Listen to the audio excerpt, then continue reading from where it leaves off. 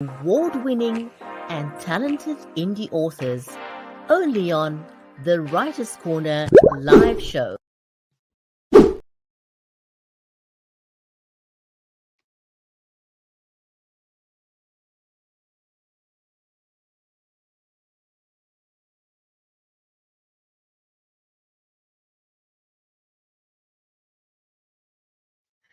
Join us as we unravel the layers of Mack Little's storytelling, discover the intricate intersections of her life and literature. So get ready for a conversation that transcends genres with a unique blend of history, resilience, and compelling narratives. Don't go away. We'll be right back with the Writer's Corner live show.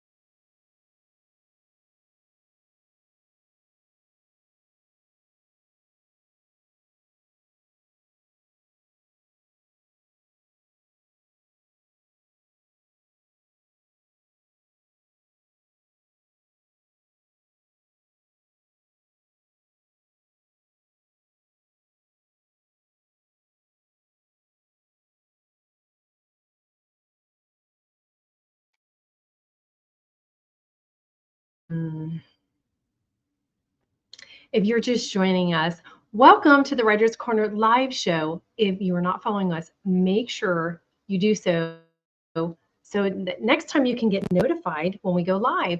I'm Mary Elizabeth Jackson. I'm an author. I'm in Nashville, Tennessee in the USA. In today's show, we are talking to Mack Little. We're so excited to have her on the show. Our live stream is made possible by Creative Edge, StreamYard, and Be Live Media.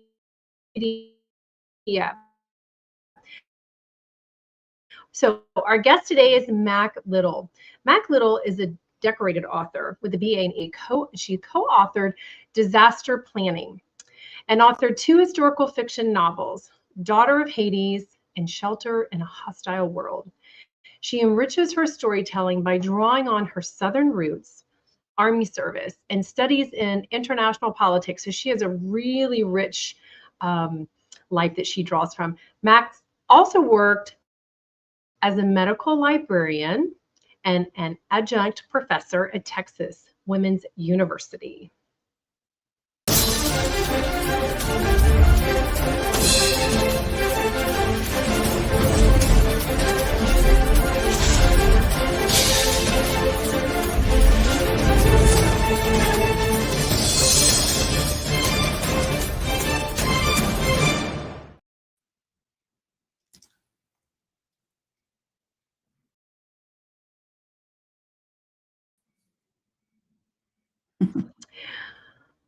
Mack, hello.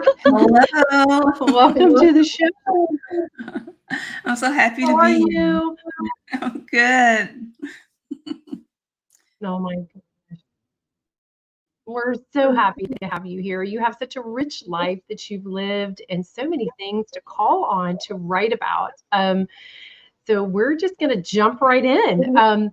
If Daughter of Hades were a movie, which actor or actress would you choose to play the lead role, and what unique quality do they possess that perfectly embodies the essence of your protagonist? Well, it's hard to say because right now, let's see. I don't know the actress name, but perhaps for Daughter of Hades, the main character, Denny, would be played by the chick from Game of Thrones who played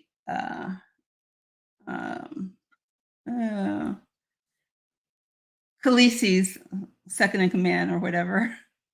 You know, I don't know her name. I have to look it up. Yes. I don't either. Miss Sandra. She was Missandra in Game of Thrones.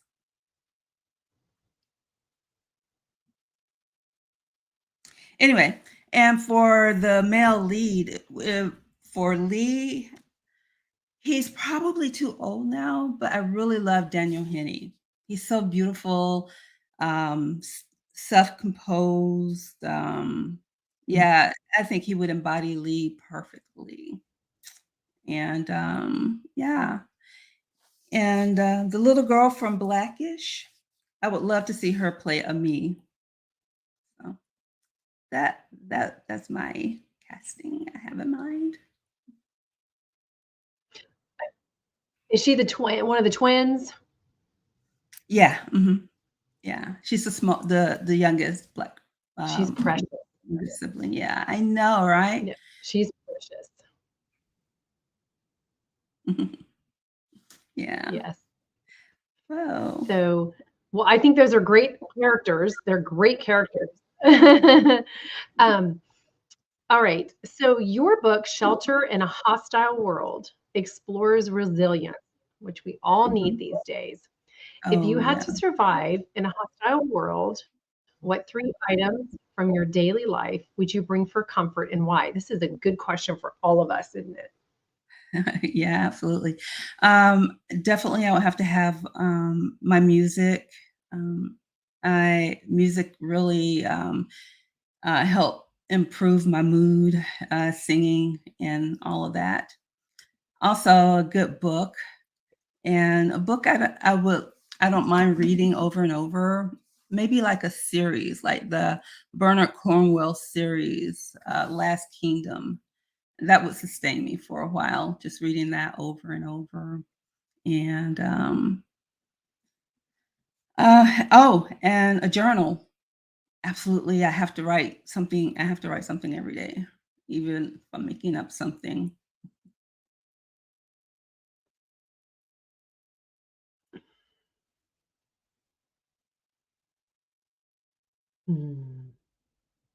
Writing is very important, isn't it? To me, it is. It's my outlet. I feel like if I'm not writing, I'm not living right.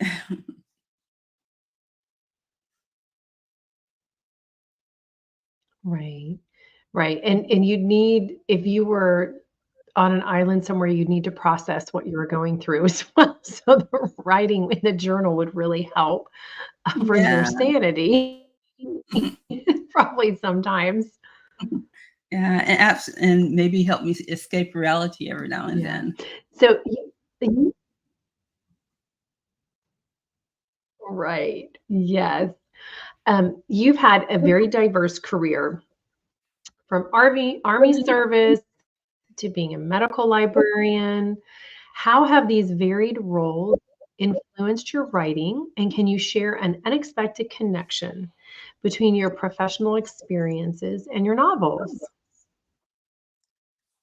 Well, basically, I've always wanted to see the world, travel the world, and as an undergraduate, I studied abroad in Spain, and that was very eye-opening to me because I saw the United States from a different perspective, and that kind of opened my eyes that, every culture has a different perspective of looking at a certain thing, and um, I pull that into my writing and try to be objective from whatever point of view I'm writing from to reflect their culture and their ideals and those things.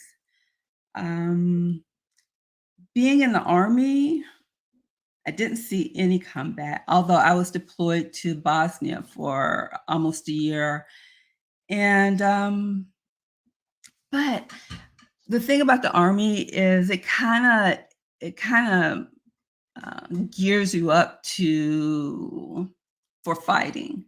The cadences are kind of violent, and it kind of sets your mindset to that. And so um, I've come to enjoy imagining combat fighting hand to hand with weapons, and so that finds my way into everything that I write is combative nature between or fight scenes, or I find them really enjoyable.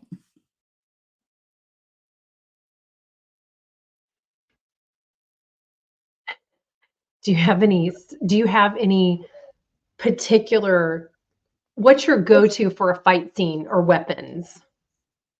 I prefer hand-to-hand combat, or using swords or knives, especially in the time period I'm writing in. I'm writing in the 17th century, so muskets are not very reliable back then. They don't have accuracy, and the effectiveness depends on whether you load enough gunpowder or not. So they're iffy, and you can only shoot them once, and then it takes another like 3 or 4 minutes to reload the musket, unless you're in the military and they have the time cut down a little bit more. So I just find muskets cumbersome. I use them rarely. I just prefer hand-to-hand and swords, knives.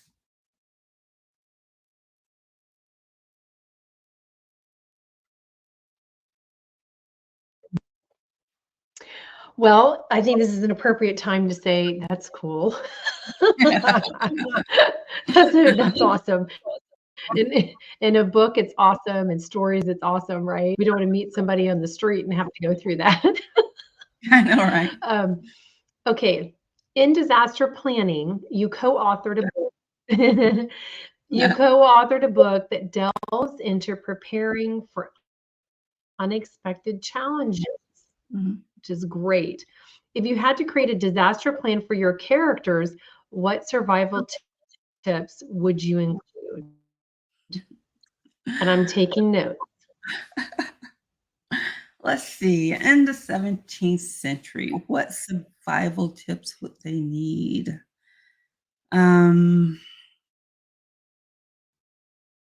Whoa. Get a ship.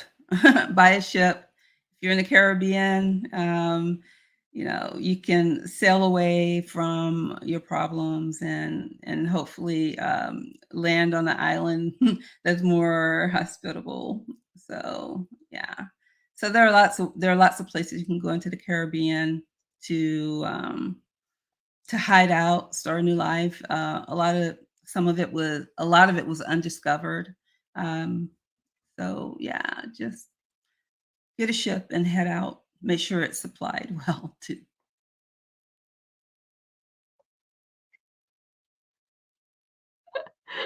Absolutely. And know how to man your ship. Yeah.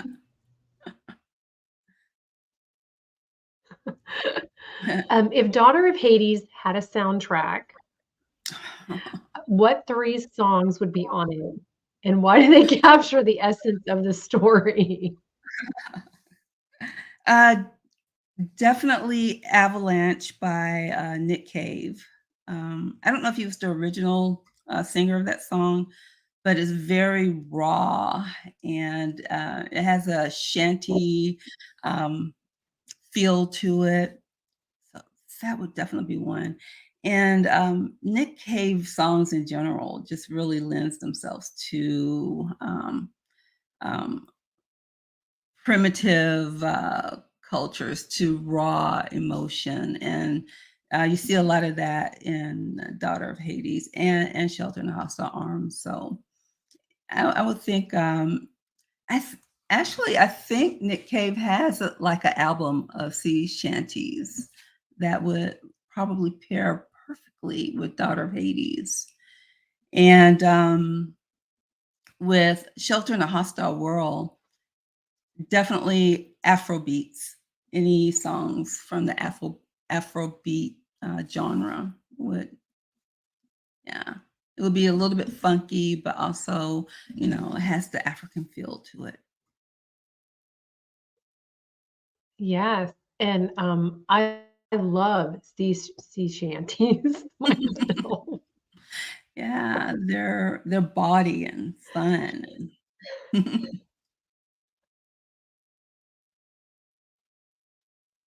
They are. They put a smile on your face and make you laugh. Some of them are just quite comical, aren't they? Oh yeah. And some are just tragic. So Southern Root. Mhm. Oh yes, I know, I know. um, Southern Roots, Army Service, and Studies in International Politics. I mean, that's a book right there.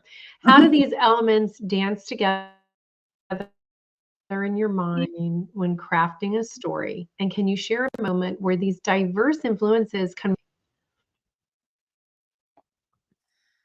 Well, when I was crafting my story, I started with one group of people, the Maroons. Those were the escaped slaves, and you find Maroons anywhere you have enslaved people. So I wanted to start there, and I found out that Jamaica was previously owned by the Spanish, and they were conquered by Britain, and the Maroons played a key part in holding the Britons at bay, the British at bay for at least 5 years, and they never surrendered.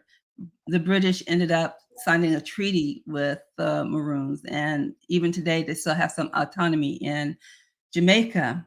So I started out with that group, but then I realized, okay, you had the Spanish that were occupying, had colonized Jamaica. You had the British who had just gone through a civil war where uh, King Charles II was beheaded and Cromwell had taken over. Cromwell was trying to expand the British Empire, so that like encroached on Spanish. So that created a conflict with the Spanish because they wanted a foothold in the Caribbean. So you know, it, so one thing leads to another when I'm doing my research. So the Maroons led to the Spanish, to the English, and then my main character Lee, he is exiled from China, and during the same period, there was the fall of the Ming Dynasty, which affected his life profoundly, and ended with him immigrating to Mexico and finally finding himself on a pirate ship in the Caribbean. And when you look at these things, you see that everything's connected internationally. So that was one of the realizations I came upon when I was doing political science in Spain. And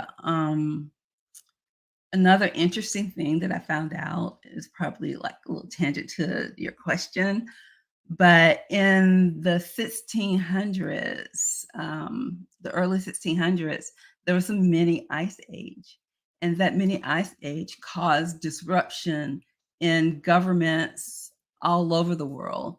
So you saw conflict between the Protestants and the Catholics in France. And same thing in England, where they beheaded King Charles the second. And then in the Ming Dynasty, you had drought, you had famine, and that led to an uprising, that overthrew this dynasty that's been in existence for centuries. So yeah, you realize that it's all connected. It's like a butterfly wings, the butterfly effect.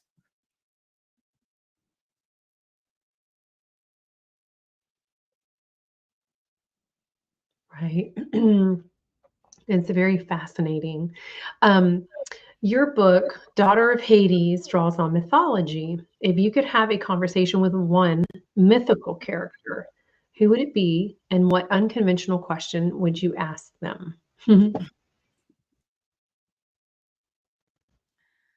Um, let's see. Definitely, I would want to have a conversation with Shango.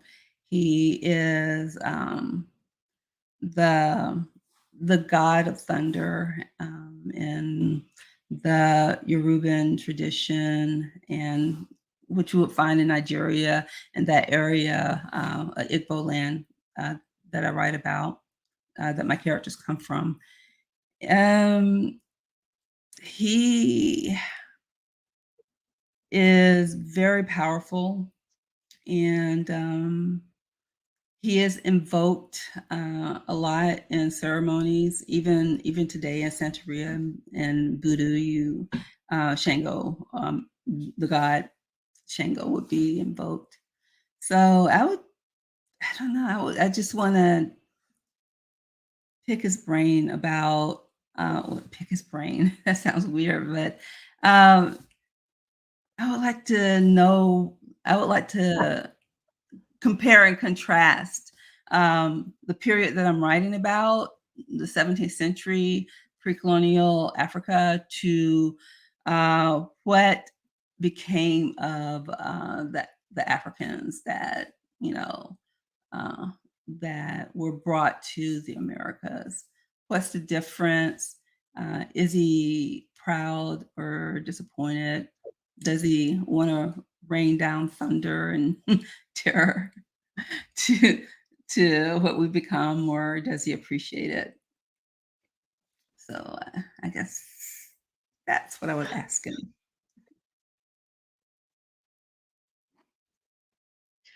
Well, we would hope that that would not occur today, right? Because we would definitely be defenseless.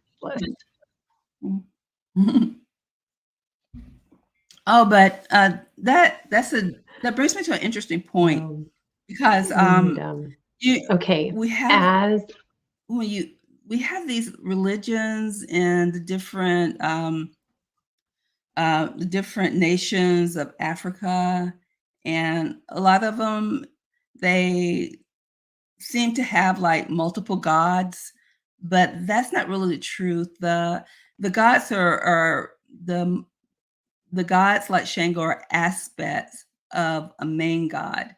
And I think a lot of people don't realize that in Africa, before colonization happened, that we did have an all creator God that was God of everything. And he had like deities that were helpful, like angels or maybe saints, would be equivalent to someone like Shango or Orisha, Orisha, or the Orishas. So I think a lot of after colonization, they kind of discounted the religions that were already present in Africa, and that had value, and it wasn't just like weird witch doctors running around, doing things.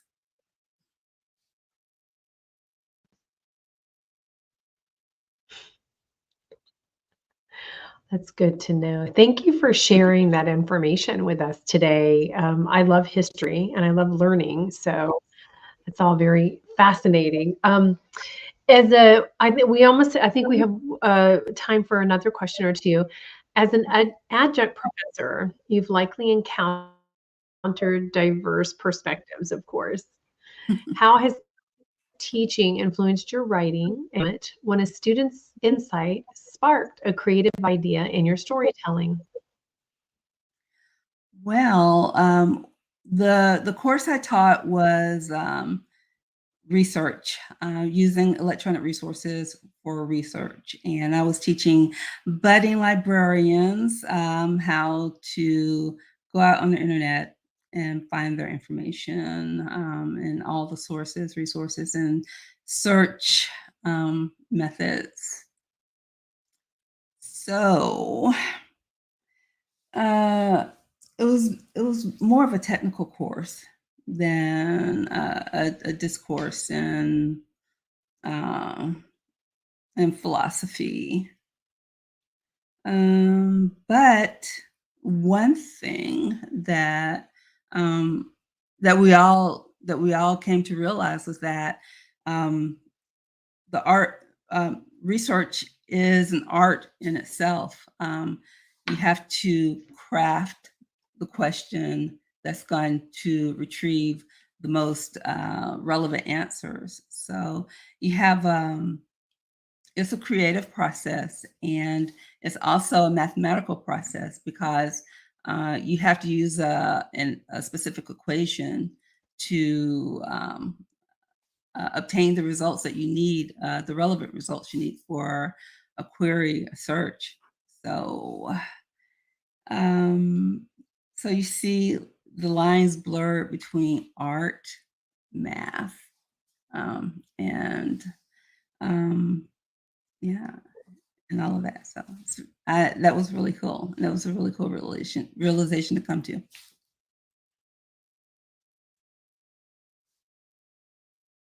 Yes, I bet. I bet. Do you have a project in the works right now? Yeah. So I've completed the third novel in this series, and hopefully next year we'll have that published. The working title right now is Fortune's Revenge, and Daughter of Hades and Shelter in a Hostile World, we looked at Nigerian, pre-colonial Nigerian. And in Fortune's Revenge, the main romantic interest comes from Ghana. And well, she's a Reuben, but she lived in Ghana for a while, and that led to her captivity. So yeah, and right now I'm working on fourth novel where I look at warrior queens in Africa, and particularly in the Asante kingdom.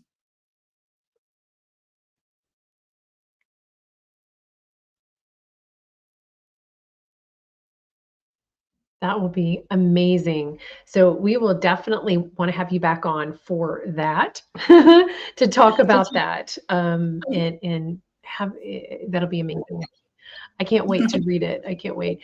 Do you have a copy of your book with you that you could show? Sure. This uh, There we this go. is Shelter in a Hostile World.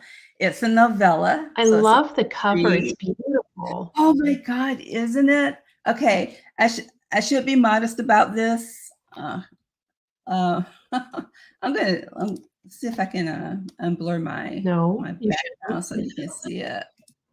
There we go. And yeah, so Versant Sheldon created this cover, and I wanted my goal was to have something Afrofuturistic because that genre of art marries the past, the African past, to their transition across the ocean and what they become. And so this is Daughter of Hades, which is quite a bit thicker, but it goes fast. It reads fast. And it incorporates the same elements of Afrofuturism that shows the past and the journey towards the new world. And yeah, I just think they're beautiful. They're works of art. And I can only credit Versant Sheldon for creating these beautiful covers. He is an amazing artist and a great writer as well. Well, yeah, tell him. Oh, awesome. Well, tell him Rajetti and I think the covers are just exquisite. We see a lot of covers, and you're right, they are works of art. They are absolutely beautiful. Mm-hmm. Thank you. So Thank you. you're welcome. Well, Mac, it's been so lovely having you on today. We have just really enjoyed having you on. We cannot wait to follow your career and have you back on again for your next adventures. And we thank you so much to our audience for joining us today. And unfortunately, we're out of time. It goes by so quickly. We want to say thank you to everyone for joining us, and we look forward to seeing you next week at another episode of the Writers Corner Live Show. Thank you for joining us on the Writers Corner Live Show. 30 minutes of insightful author conversations with some of the biggest names in the industry, including award-winning authors and international indie sensations. Join us on the next episode of the Writers Corner Live Show.